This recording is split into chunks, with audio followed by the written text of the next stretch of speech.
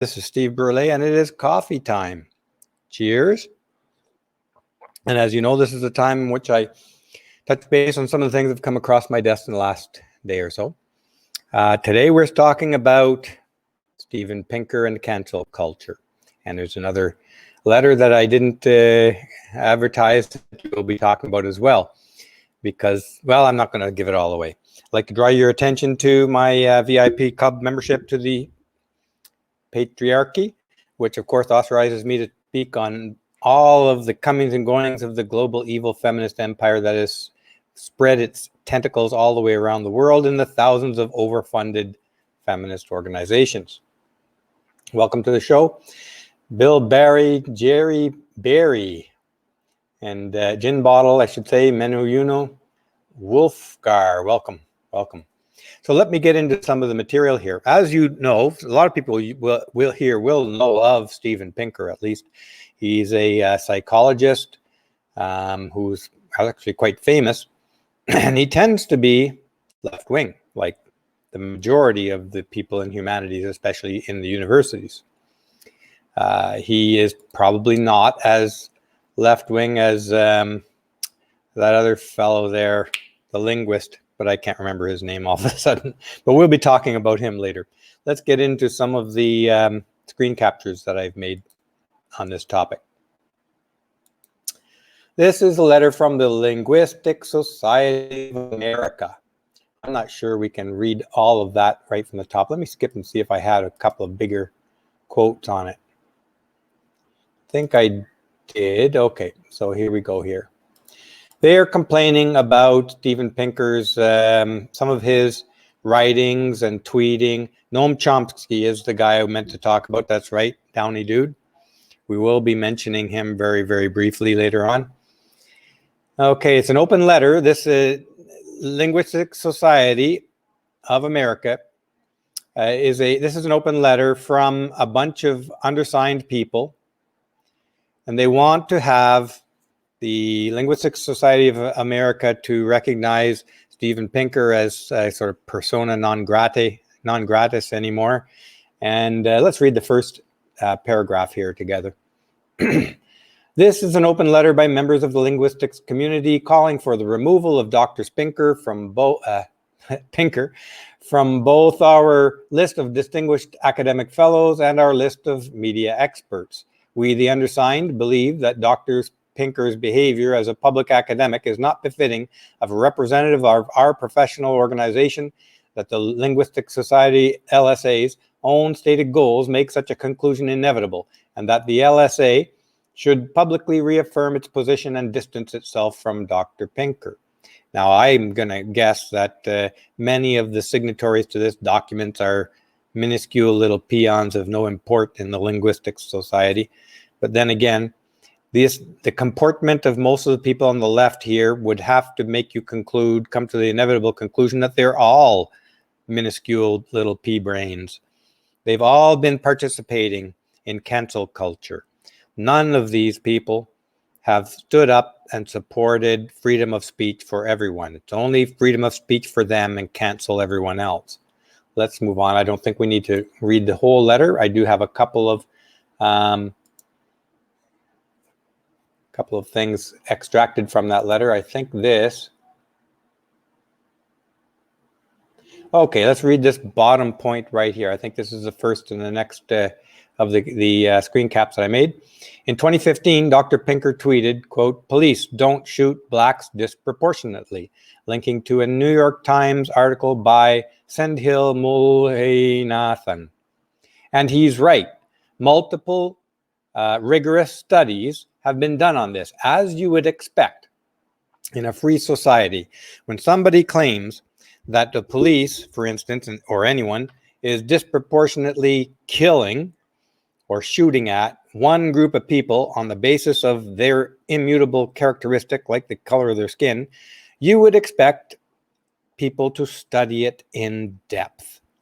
And lo and behold, in a culture like ours, people did study it in depth. And what did they come up with? That this is shrill lying on the part of leftist feminists and BLM and that kind of groups. There is no evidence suggesting that police disproportionately shoot black people.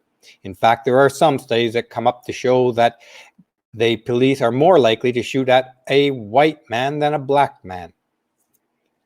Not that white people are going to complain about that, because that's not the nature of the beast here. Let's look at Steven Pinker's actual tweet. At the top, reading from the top, data. Police don't shoot blacks disproportionately. Problem, not race, but too many police shootings. Too many police shootings. Now that is a reasonable conclusion. Too many police shootings. I can get behind that. The police, first of all, the police, in my opinion, need to be armed, but they also need to be monitored very closely, and their use of force, especially deadly force, needs to be examined very closely, especially when there's any question as to whether that deadly force was needed. I'm all for that stuff. And I think just about everybody in our culture is for that stuff. But I'm not for spreading lies to advance a political agenda, which is what the left has been doing forever. At the bottom, let's read what they're saying here. Let the record show that Dr. Pinker draws this conclusion from an article that contains the following quote. The data is unequivocal. Police killings are a race problem. African Americans are being killed disproportionately by a wide margin. We believe this shows that Dr. Pinker is willing to make dishonest claims in order to obfuscate the role of systemic racism in police violence. Well, I haven't studied that particular article. I haven't had the time, but I have read a number of other articles on this exact same topic and reports on this exact same topic. And the legitimate research shows the police is not a racist organization. The police do not disproportionately shoot black people or unarmed black people in particular. Let's carry on. Or did I read the bottom section of that? No. Okay. Let's read point 2 on their document here. In 2017, when nearly 1,000 people died at the hands of police, an issue of anti-black police violence in particular was again widely discussed in the media.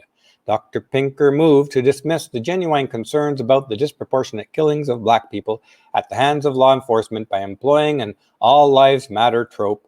We refer to blah, blah, blah. You can read it there. Skipping ahead. That is eerily reminiscent of a both sides rhetoric, all while explicitly claiming that a focus on race is a distraction. Once again, this clearly demonstrates Dr. Pinker's willingness to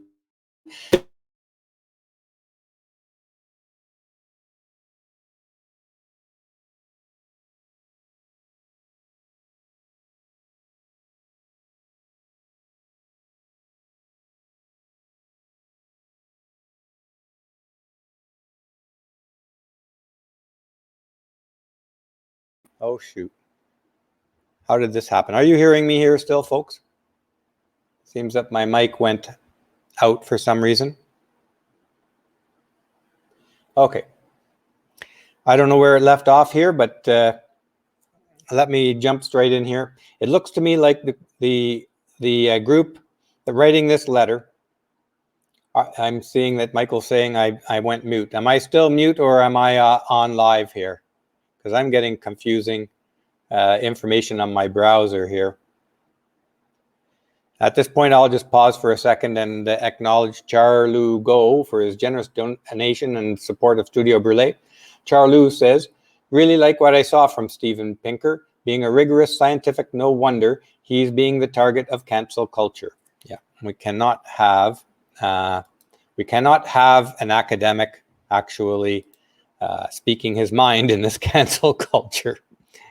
I've been a fan of Steven Pinker over the years, and he has written some terrific stuff, some very interesting articles, and done some very interesting research, and he deserves his position as a premier academic. I don't advise canceling him, obviously. I don't advise canceling anyone. Now, there are some examples in which probably they should be canceled for for illegal or other ridiculous behaviors. I don't know. But in any case, I haven't agreed with everything that Steven Pinker has said over the years, but I have appreciated quite a lot of his stuff. But I suspect that this group of, this mob has scoured all of Pinker's writing, all of his tweets, everything he's ever said, and they've come up with a handful of things they disagree with. And this, on that basis, they want to discredit him and have him canceled. This is the nature of these kinds of mobs. One thoughtless word kicks you right out of society with this group. Let's read onward here. Here is another tweet by Pinker. I don't know why these are so small here today. Reading from the top. Police kill too many people, black and white. Focus on race distracts from solving the problems, as we do with plane crashes. Well, he's got a point. That goes back to 2017, and it seems like nobody had a problem with him saying that in 2017. Isn't that interesting? I find it interesting. Let's read this from the top. Number 3. Pinker provides another example. 2011-107. I'm not sure what that is. I probably have a screen cap on the next page. Provides another example of Dr. Pinker downplaying actual violence in a casual manner. 1984, Bernard Goretz, a mild-mannered engineer, became a folk hero for shooting 4 young muggers in a New York subway car. Well, let's see what it says here. Okay, let's just read the rest of this because I think it's pertinent. Getz shot 4 black teenagers for saying, "Give me $5." Whether it was an attempted mugging is disputed. Getz, Pinker's mild-mannered engineer, described the situation after the first 4 shots as follows. I immediately looked at the first 2 to make sure they were taken care of, and then attempted to shoot Cabby again in the stomach, but the gun was empty. 18 months prior, the same, quote, mild-mannered engineer had said, the only way we're going to clean up this street is to get rid of the, and you can read the explicits there, according to his neighbor. Once again, the language Dr. Pinker employs in calling this person mild-mannered illustrates his tendency to downplay very real violence. Out of all of Pinker's writings, and this guy has written a lot, out of all of Pinker's writing, they're extracting a characterization mild-mannered. Now, quite likely, Pinker is right that this guy appears mild-mannered in social situations. But he is to be put on the trial for canceling because he used 2 words or a hyphenated word, mild-mannered, and somehow this indicates he's downplaying real violence. This is how fussy and particular that this group of bigots and mobs get when they want to cancel someone. Let's read on to point 4. In 2014, now we're going back 6 years, a student murdered 6 women at UC Santa Barbara after posting a video online that detailed his misogynistic reasons. Ignoring the perpetrator's own hate speech, Dr. Pinker called the idea that such a murder could be part of a sexist pattern statistically obtuse. Once again, undermining those who stand up against violence while downplaying the actual murder of 6 women. Notice what they're saying there. The murder of 6 women. Let's have a look at that in a minute. As well as systems of misogyny. The murder of 6 women, they're saying here. And they're going back 6 years. And notice that they are not questioning his claim that it was statistically obtuse, and it might well be. And if I know from Pinker's writings, he backs up his stuff. He backs up his arguments with statistics if he's claiming statistically obtuse. Now, I don't know for sure. Maybe he didn't back up that claim. But let's look what they're saying here. They want to cancel him. They don't want to attack his claim. They want to cancel him because he made the claim. This is a very important difference. They are not attacking Pinker for his claims here, or the veracity of his claims. They're not even arguing against his claims. They are attacking him for the simple fact that he made the claims. This is a kind of ad hominem in a sense. It's attacking the person and not the argument. They deliberately are not attacking the argument because they probably can't counter his argument. Remember, these are not smart people. These are not the brilliant people making these cancel culture claims. These are the peons, the has-been, the wannabes who can't perform in their fields. So they're gonna compensate for that by trying to take down the stars in their field. They're going to take out the leaders by deceptive means instead of competing against them because they can't compete against them. Here's Steven Pinker's tweet here. The idea that the UCSB murders are part of a pattern of hatred against women is statistically obtuse. Okay, I don't know whether he ever backed this up, but there is another link to go to there for you to look into if you want. And I don't have to be concerned that whether he backed it up or not, because his attackers are not even attacking his claim. They're attacking him for making a claim. So they're going straight for the person. And they're not even concerned about his argument. Now, I think I had some stuff to talk about in this here.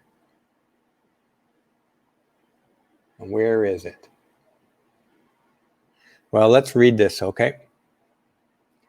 Actually, I do have another quote, and I don't know where it's gone to. I do want to find it. Well, I'm going to have to go from my memory. I can't find a screen cap that's relevant for this. This, I probably on my phone. I'll never get it in time now. Okay, what that murder was at UC Santa Barbara, that was Elliot Rodgers. Everybody knows Elliot Rodgers. What Elliot Rodgers did, first of all, is he shot 3 of his roommates, all male, first. Okay, and in the screen caps, which I cannot find at this point, they detail out who these people are. Elliot Rodgers was angry not just at women, he was angry at the chads, so to speak, the guys who got those women. He was jealous of the men who were successful with the women he wanted, and he was angry at the women also for not wanting him and preferring those other men. He shot his 3 roommates, all male, first. Then he left and he shot 2 women and another male. Elliot Rodgers shot, I think his victims were 4 men and 2 women. But I could be mistaken, as Cato Antonius is saying here. He did have 6 victims.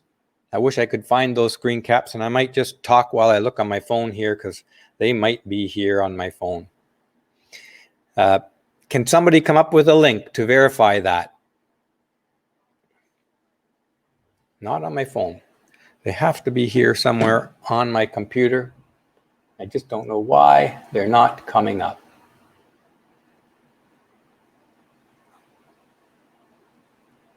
Well, here we go. Here we go. This is right here. I had it later. So actually, I'm just going to plunge ahead because they're in an order here. And so let's just plunge ahead and talk about this as we go.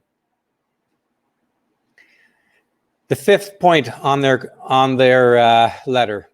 On June 3rd, 2020, now this is coming up only a month ago, during historic Black Lives Matter protests in response to violent racist killings by police. Okay, look at this, okay, for instance. Right away in their language, violent racist killings by police of George Floyd. These people present themselves as the top academics in our society. And they jump to the conclusion, the popular culture mobbing of this incident, without any intellectual treatment whatsoever. No counter argument, no analysis, nothing. They just accept the public mobbing. This is not worthy of any intellectual group at any period in all of human history. This is an embarrassment even to read. To suggest that this is the best that our intellectual community can come up with and that they want to use these kinds of rationales to get rid of one of their top performers supports my growing feeling that we need to scrap all of academia all across the West. We are infested with a mob of irredeemable bigots. Let's read on what they're going to say here. And many others. Dr. Pinker chose to publicly co-opt the academic work of a Black social scientist to further his deflationary agenda. He misrepresents the work of that scholar who himself mainly expressed the hope he felt that the protests might spark genuine change, in keeping with his belief in the ultimate goodness of humanity. Well, you intellectual group are certainly screwing up my belief in the genuine goodness of humanity, ultimate goodness of humanity, because you're proving yourselves unworthy and you present yourselves as the intellectual elite. You're not. You're revealing yourselves to be stupid beyond belief, ignorant and biased, and a mob besides. It's embarrassing even to read this crap. I would be embarrassed to call myself a member of this group that calls themselves the intellectual elite. They are the intellectual pygmies of our culture. And I'm sorry I don't mean any offense to pygmies. I don't mean to insult you with grouping you in with this group of idiotic bigots. Let's read on. A day after, the LSA commented on its public Twitter account that it stands with our Black community. There you go again. The LSA, Linguistic Society, who is supposed to be some kind of authority on language. And language is essential to human culture. They claim to be an authority on it.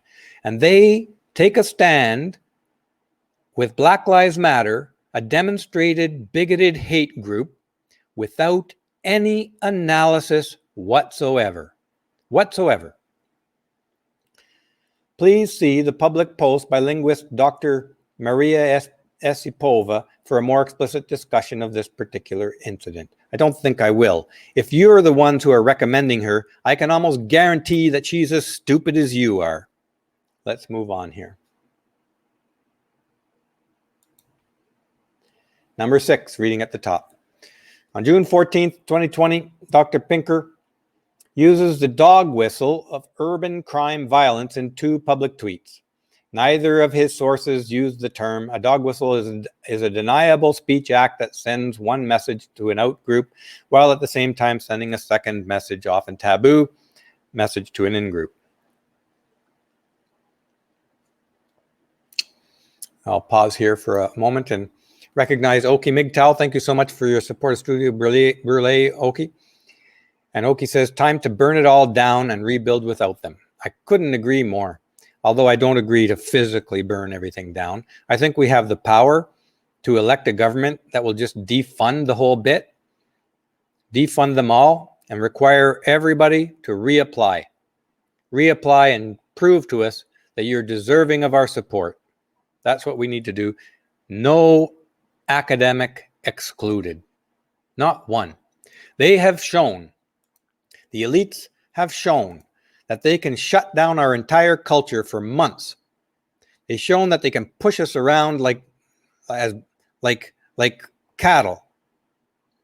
There's no way they can convince me that they can't shut down academia for a few months and have them all re-interviewed, prove their worth.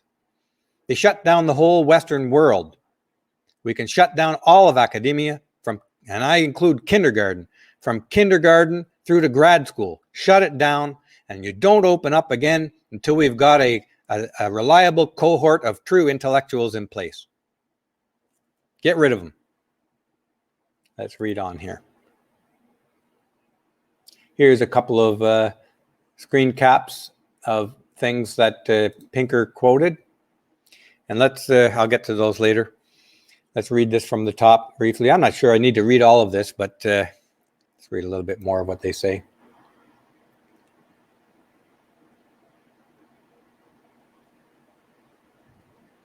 Okay. We believe our appeal to remove Dr. Pinker from the LSA Fellows list and the list of media experts falls within the purview of the LSA because of the goals the LSA has set for itself. I'm not going to read it. You get the gist of it. If you want to read it, you can go look for it. The links are in the description. Basically, LSA has backed themselves into a corner. They've made the same old social justice warrior claims that so many organizations are making rather quickly and easily in a facile manner with no in-depth analysis or even concern about what it really means, for instance, to stand behind Black Lives Matter. I will bet my last dollar these people didn't even look slightly into the background of Black Lives Matter. And it's not hard to do it. I did it myself. And you can see it in the Get to Know Black Lives Matter video. And many other people are putting out very, very disturbing information on what Black Lives Matter is really about. It's not a good organization. These people stand behind it, calling themselves the intellectual elite of our culture, and without even looking into the group, they stood behind it. That we don't need.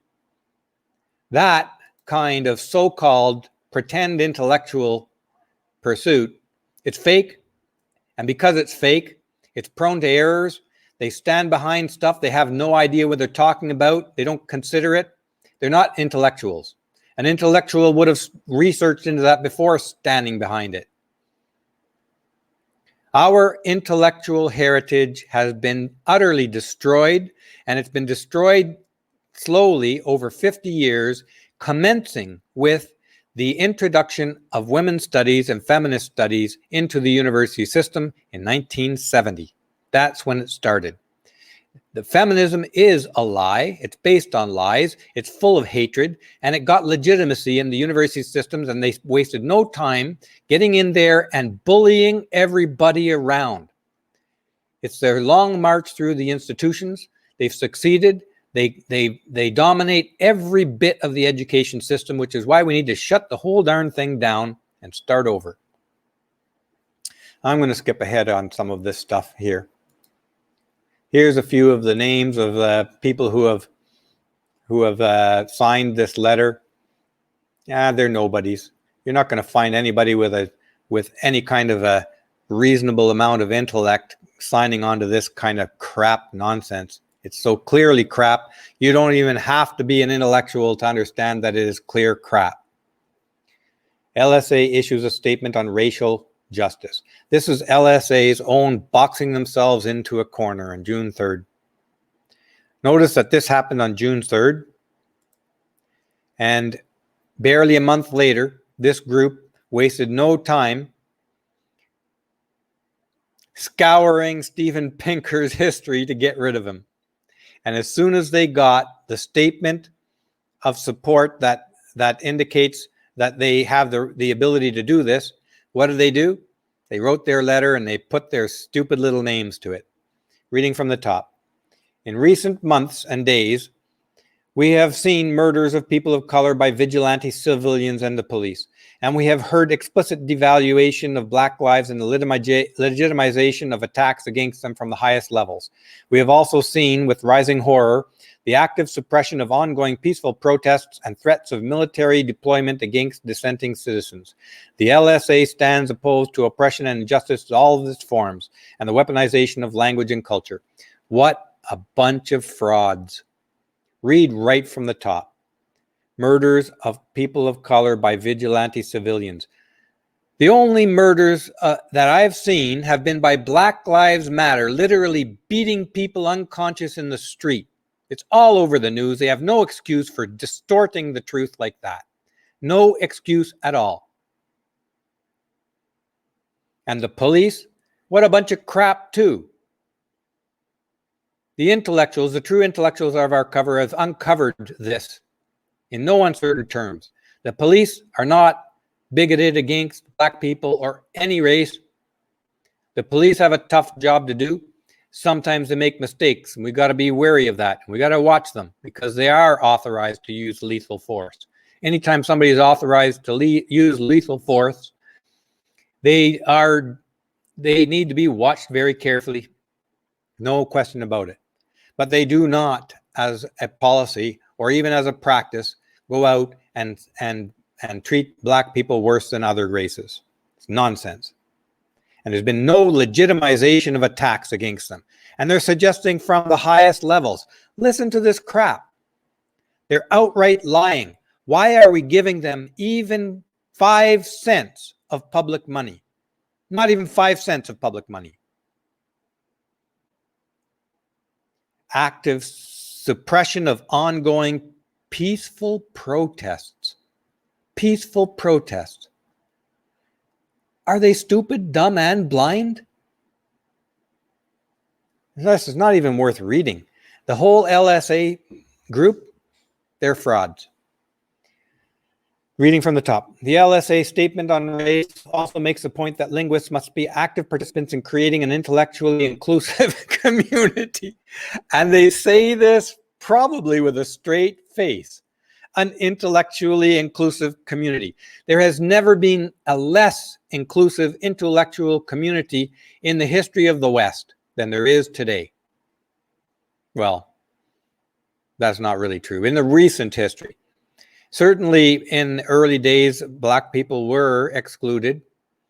And although white women were not particularly excluded, they weren't encouraged. But the fact is that not very many really white women really wanted to go to school. That's what really happened. They were too lazy. They preferred to stay at home and be taken care of by their husbands and gossip all day and have tea with the neighbors. Although, in all fairness, a lot of them did work very hard in the farms and so on. But I'm speaking of the wealthy, privileged, the wealthy ruling class of white women. They didn't really have to go to school. That would have been work. Let's read on here. For linguists seeking to mentor and support students of color, listening to and respecting their experiences is crucial, as is acknowledging and addressing rather than overlooking or denying the role of the discipline of linguistics in the reproduction of racism. To include those within the discipline of linguistics and to extend these efforts outward requires that linguists actively work to promote equity and social justice in ways that benefit underrepresented scholars and communities of color. More boilerplate SJW crap. That just shows you how far the SJW feminist ideology has infiltrated throughout everything in our culture.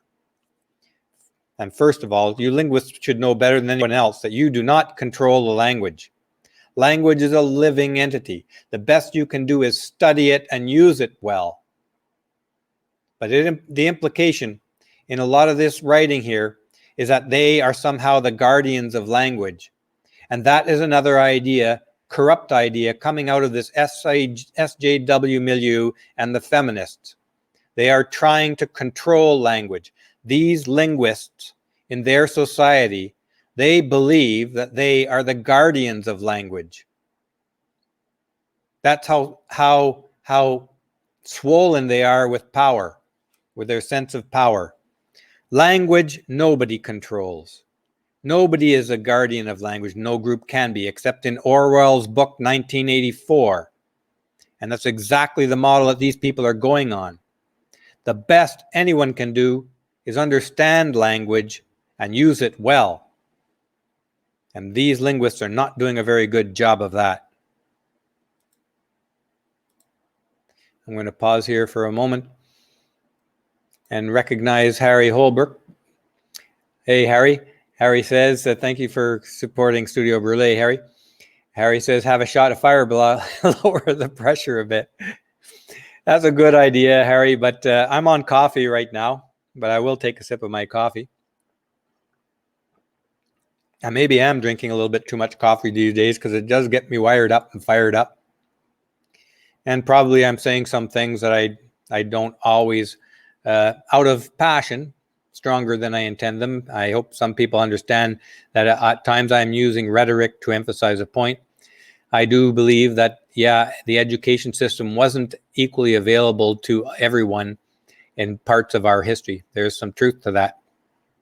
But today, Today, it's even worse than in the past, in my opinion, because the education system is completely dominated by feminists and feminism, and they kick out anyone who disagrees with them. This is not an open education system. This is a ideologically controlled. This is more exclusive than it's ever been. Conservatives on campus, or students even with questions about conservatism, are not given an ear. They are kicked off campus. They are bullied. Many are afraid to even ask questions that might reveal them to have conservative-leaning thoughts. That's how tightly controlled our education system is. That's how far we've gone down the road towards Orwell's dystopia.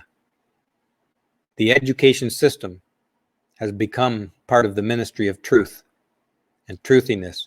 And these linguistics, like these people, think that they are the ones who are going to dictate what language we can use and cannot use. And they're going to kick people out using cancel culture for using inappropriate language that they don't like. And then they're going to claim that this is all about inclusion and diversity and protecting people's individual rights. What nonsense. The audacity to claim that they are the ones to stand up for equality. What crap that is. Let's read this. The LSA strongly supports the peaceful demonstrations across the country and beyond, and stands with our Black community and collective seeking justice and equality for all. BLM is not seeking justice and equality. BLM, if you haven't seen it yet, have a look at the video on Get to Know BLM. They are a Marxist feminist group. They're pushing forward a Marxist agenda. They want a communist country. This has nothing to do with Black people. It is a political movement, and they don't even acknowledge Black men as deserving of any help. In fact, they work against Black men, the very Black men who are being killed. They refuse to help them. They only use them when they're killed. They use them for fundraising. This Black Lives Matter is a disgusting group. It is a group of bigots who will feed on their own people. Their own people that they claim to want to help. They're using them. Now we're going to talk about this dog whistle bit here. Here is the tweet that they claim that Pinker is using as a dog whistle. Don't abolish the police. Patrick Sharkey, researcher on urban violence and its decline, writes, cops prevent violence, but they aren't the only ones who can do it. I don't know how this is qualifying as a dog whistle.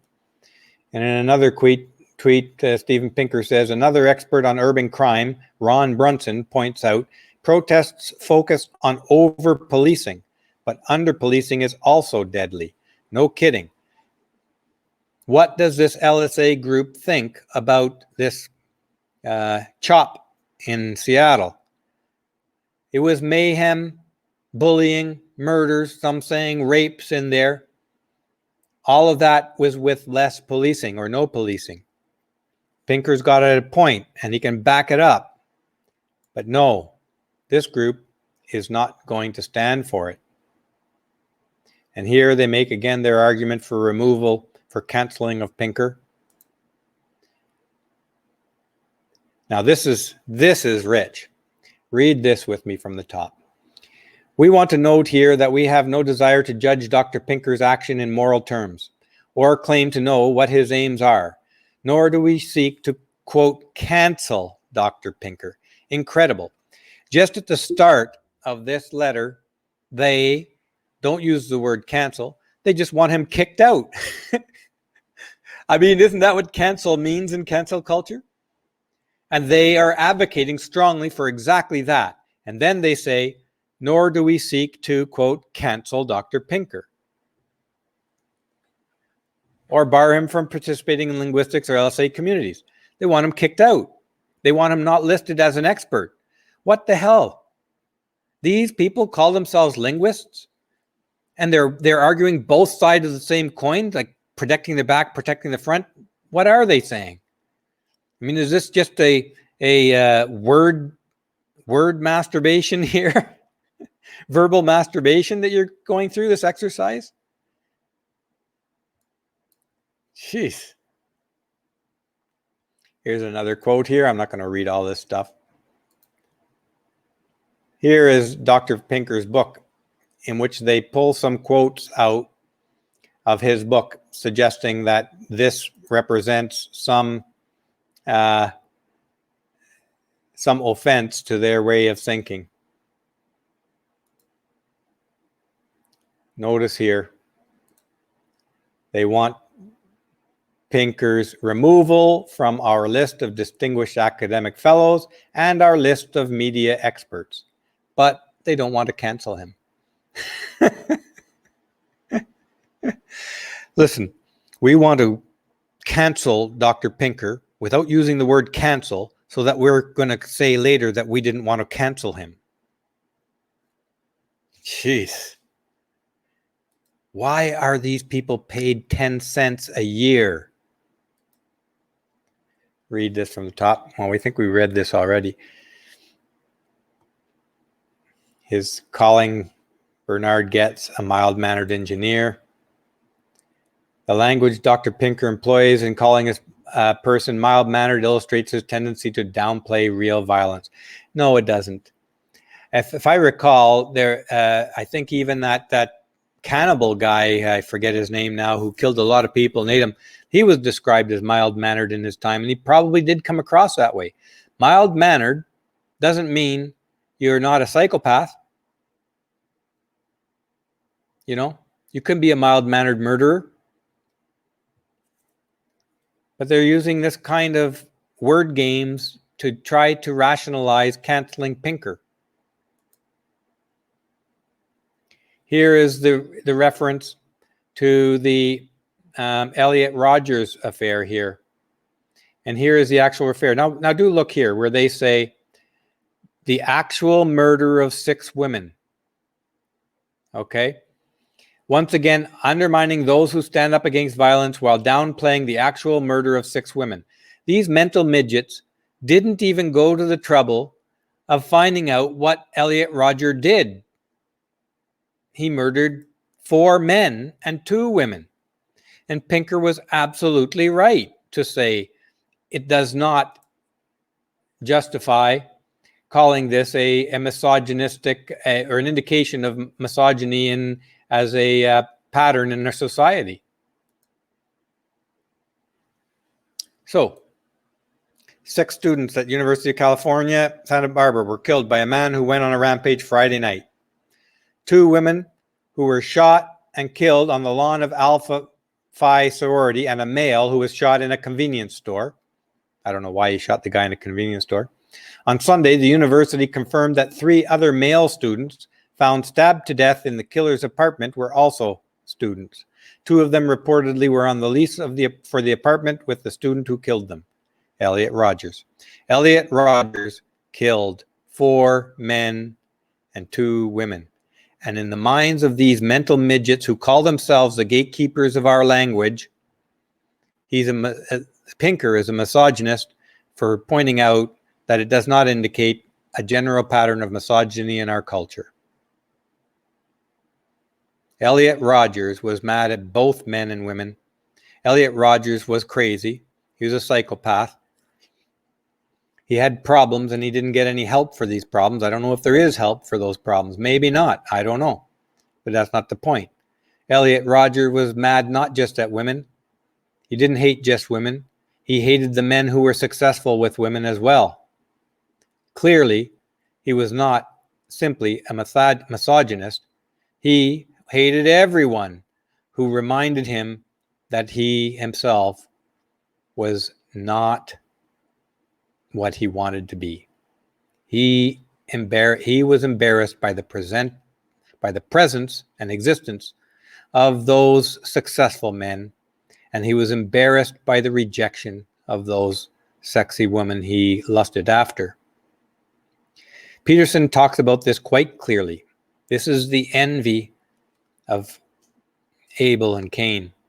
That Cain had envied his brother so much that his very existence was an embarrassment pointed out his own weaknesses, and so the envy drove him to murder. That's where Elliot Rogers was. But these people do not want to understand the issue at all. They just want to use it and distort it, to use it as a weapon against people like Pinker or people they don't like. I'm going to pause here to recognize Harry again. And Harry says, thank you for your support, Harry. Harry says, today it is your job, not far in the future. It will be the use of the state to take your life for wrongthink. Yeah. That's the direction we're going in. And trying to find the other quotes here. Thank you so much, Ramandu, for your support of Studio Brûlé. I really appreciate it. Ramdu says, it still amazes me how they use rules for radicals and how it is still effective for these leftists. Yeah, that is true. That's an old document, if you will. And if you have a link to it, you can put it in the comments for others to see. And also, Nai Bai, thank you so much for your generous support of Studio Brûlé. Really appreciate it. As we know, we don't get much in the way of advertising revenue from YouTube. Thank you so much. I really appreciate your support, folks. And let me try and get this off the screen here. So, where did we get here? 2 of them reportedly were on the list. So we read that. The assailant has been identified as Elliot Rogers. The people who wrote this letter and the people who signed it didn't even go to the trouble of simply checking. Simple checking of these facts. They're willing to try and harm or destroy a man's career on abject lies. Abject lies. And they want to call themselves the intellectual leaders of our culture, the linguists. They're the kind who are trying to be the guardians of our language. We can't let it happen. We should be losing faith in all of our intellectual community in the West. The feminists have corrupted it and bullied people into silence. They've put in their own like-minded people throughout the education system. We should not take anything out of our intellectual community today as being valid.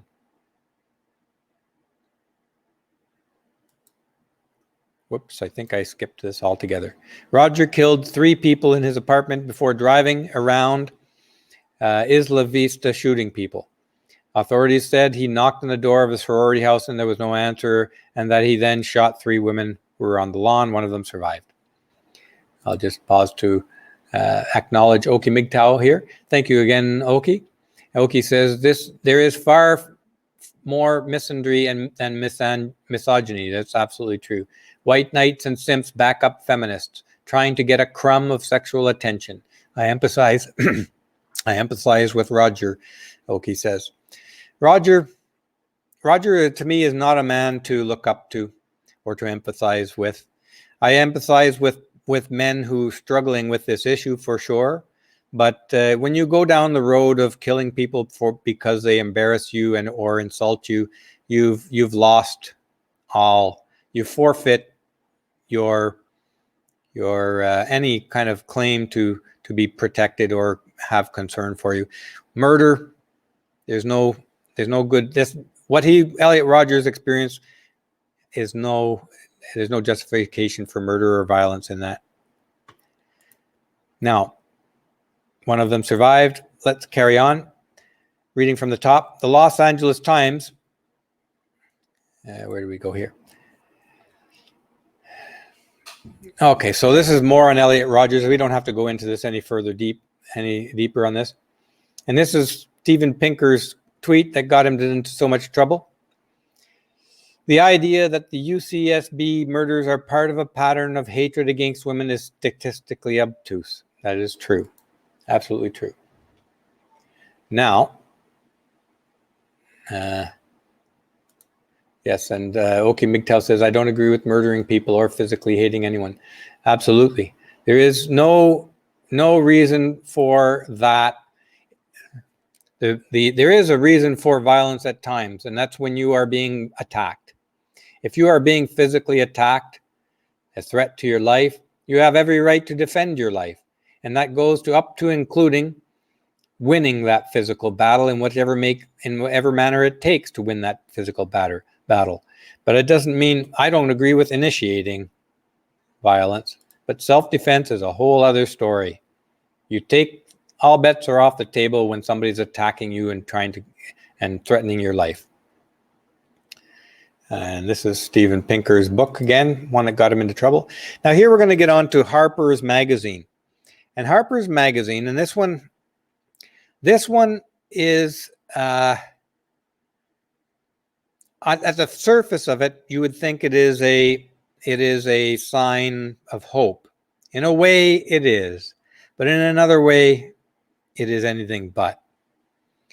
Harper's Magazine published a letter, and they call it a letter on justice and open debate. And it's signed by a bunch of leftist academics who are suddenly concerned about cancel culture.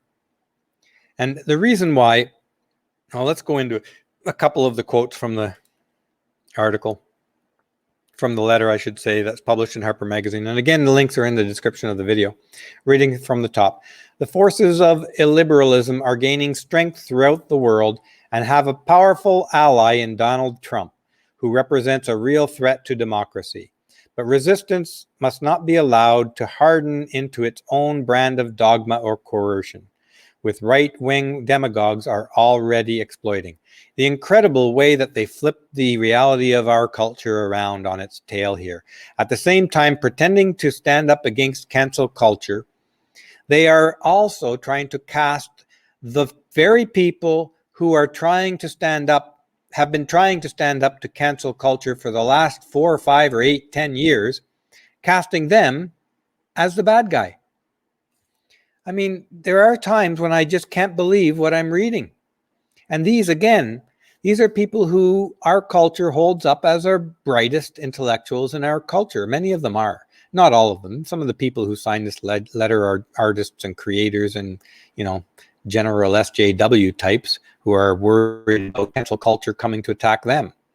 Like Rowling, J.K. Rowling, who wrote the Harry Potter series.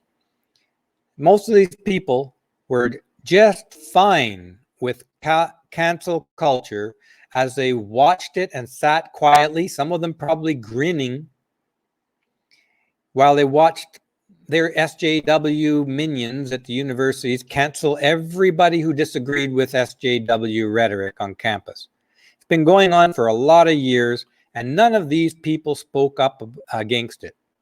The only reason they're writing this letter today is because the mob they created and supported are turning on them.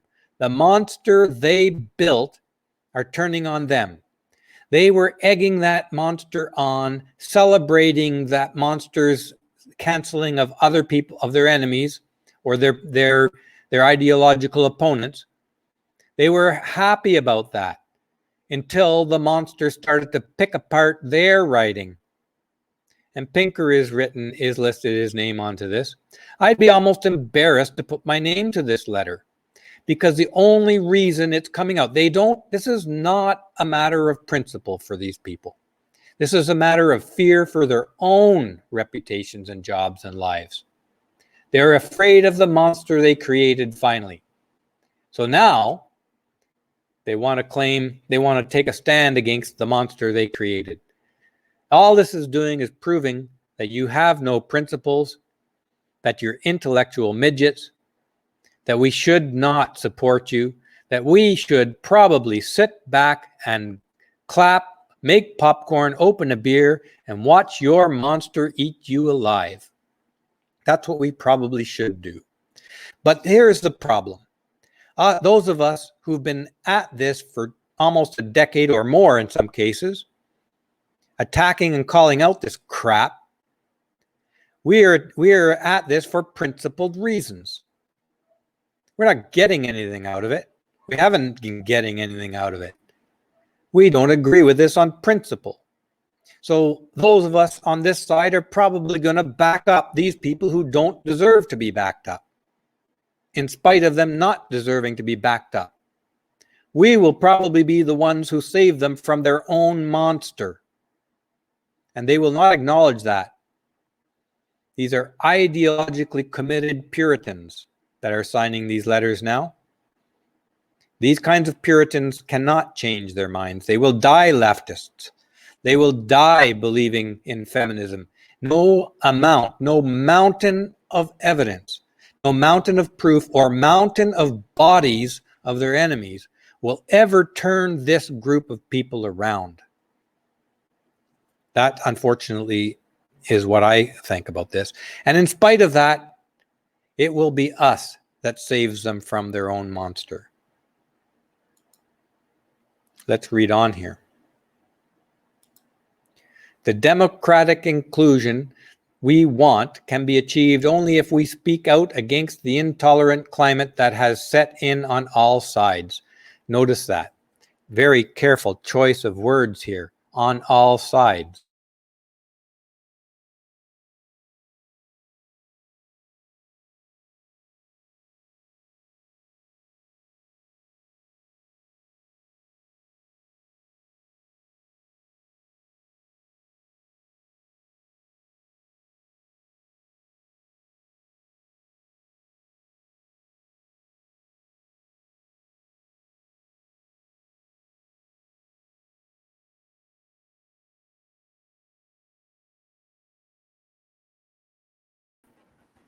I think I am back. Am I back here?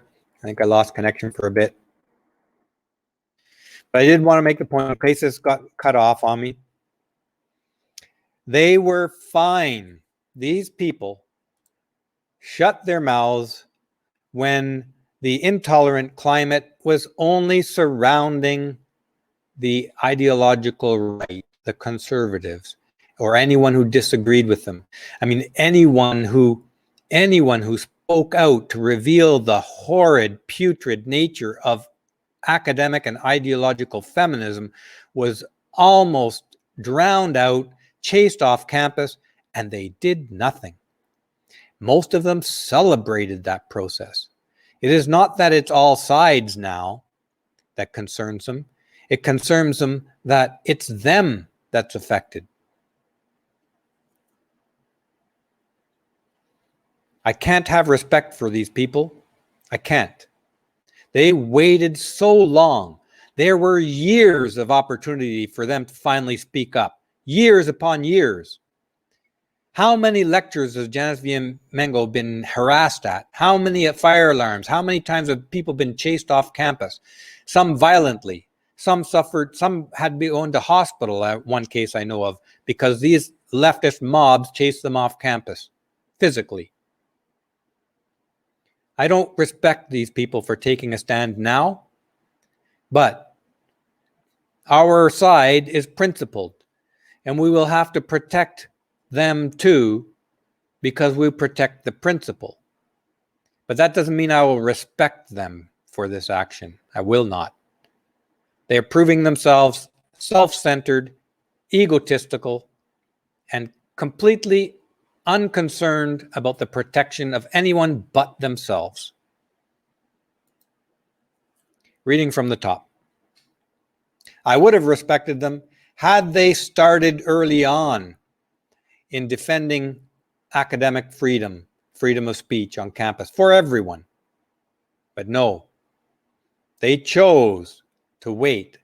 They chose to do nothing because they didn't think it would ever come back to hurt them. That's the kind of people we're dealing with here. Let's read from the top. And that includes Noam Chomsky, by the way. I hold him in that same category. He's a brilliant guy in many, many ways, and he's done some very good work. But he's not principled enough to speak out until it affected him like anybody else. Let's read from the top. The free exchange of information and ideas, the lifeblood of a liberal society, is daily becoming more constricted. While we have come to expect this on the radical right, look at that, on the radical right. The radical right has never done this, not to my knowledge, not in the West. Anyways, censoriousness is also spreading more widely in our culture. An intolerance of opposing views, a vogue for public shaming and ostracism, and the tendency to dissolve complex policy issues in a blinding moral certainty. That blinding moral certainty is coming from feminism. It's coming from the left. It's coming from the Marxists. It is you, the Marxist, leftist, feminist bigots on campus who have been driving this cancel culture, this censoriousness, not the right. There is a radical right, but the radical right in the West has zero power outside of their own kitchen.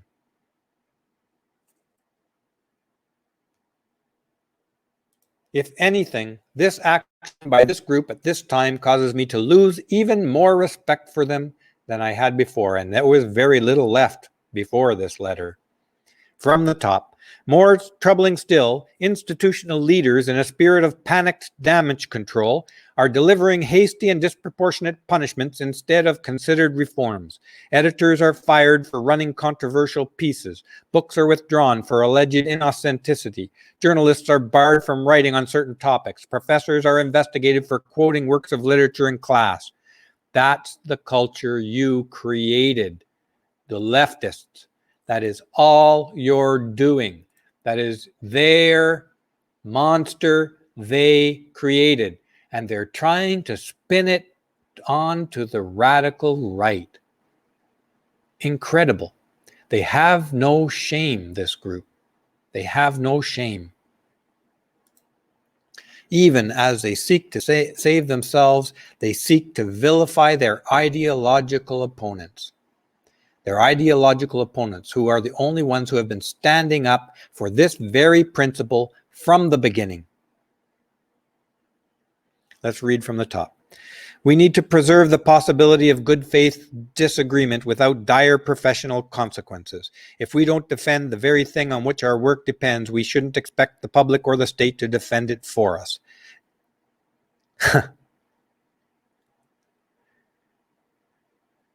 They are concerned about it now. This has been affecting their ideological opponents for a decade or more.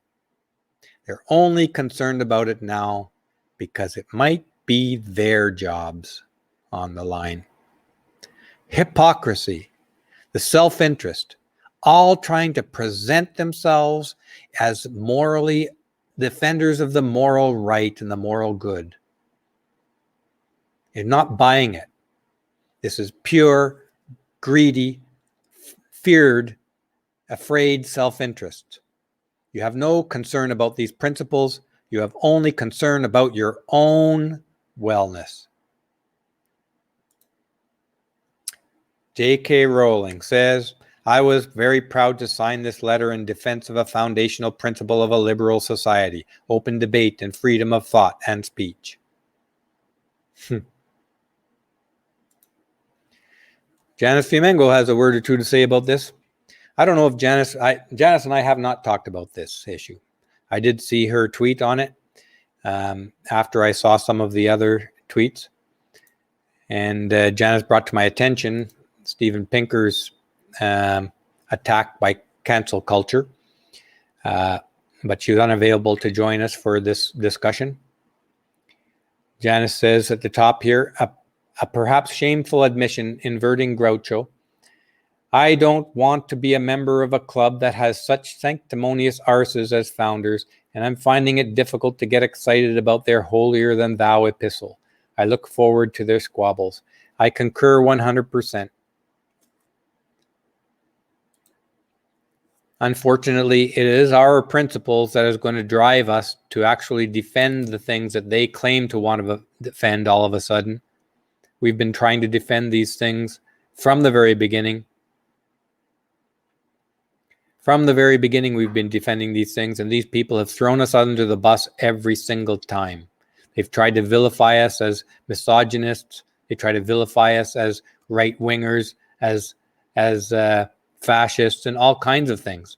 When we are the one making the argument that we need to defend freedom of speech and presumption of innocence, these bedrock principles of our culture. These people were silent about it. And they're only here speaking up now out of pure self-interest and portraying themselves as the defenders of all things right and good. You hypocritical liars. So, with that, I think that's all I have for today.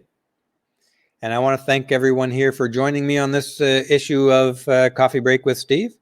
It's I hope I didn't get too wound up for some of you. I know some of our subscribers prefer a even, unemotional presentation of facts. I've been down that road for most of my life working in industry. And I've come to learn that don't be afraid of my passion. Don't be afraid of any feeling I have. Your feelings are your feelings. And to hide them forever is a loss. So with that, I'm going to say to you folks, don't forget every single day, do something you love, because no matter how bad it is or how bad it gets, this is your life. Enjoy some part of every single day. It is going to get worse with feminism because their power is still ascending. So some of the videos coming up, I'm going to be starting to put more positive topics out on how do we live fully and enjoy a full, contented, enriched life in spite of being surrounded by people and a culture that hates us. So folks, be safe today and do something you love.